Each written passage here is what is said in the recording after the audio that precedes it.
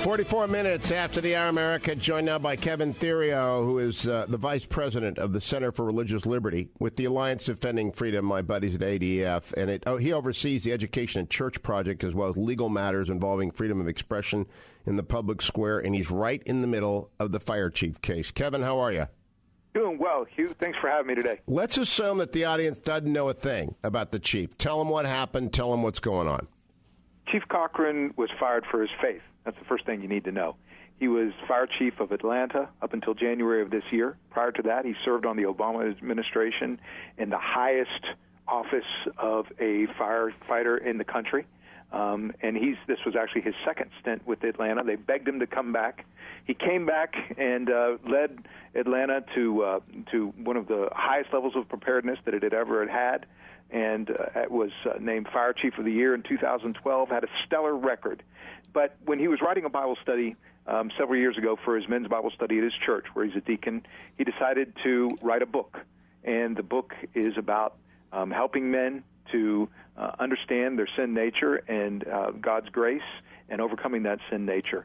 A couple of the pages in that book, actually a couple lines on a couple of pages, talk about sin, everything from adultery to murder. And one of those sins listed in that list is homosexual behavior, and the fact that that the Bible limits sex to within the confines of marriage. And because he expressed that belief, and the mayor found out about it, and his city councilman found out about it, they fired him.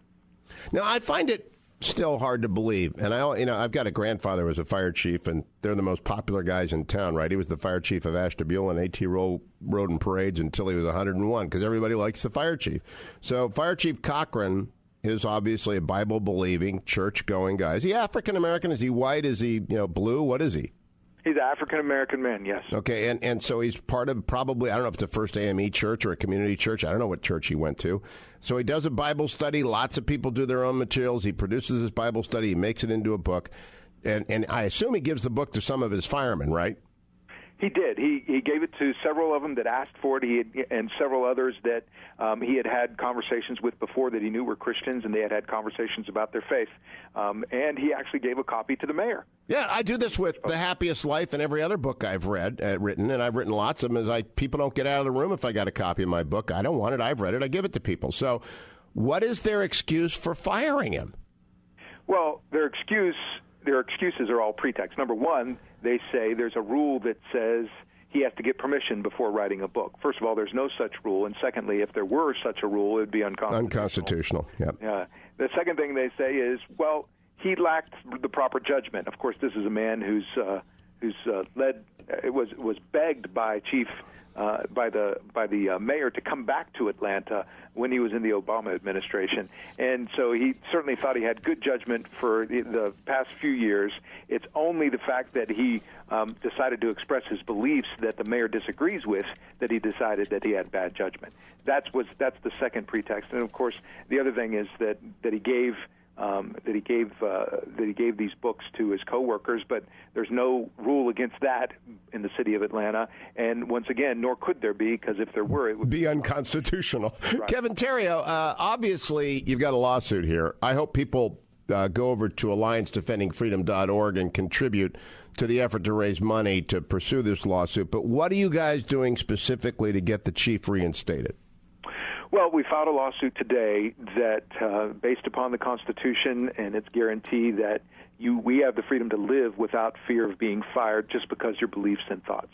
The city of Atlanta is not above that Constitution, and in America, you can't have some sort of religious or ideological test to determine whether or not you can be a public servant.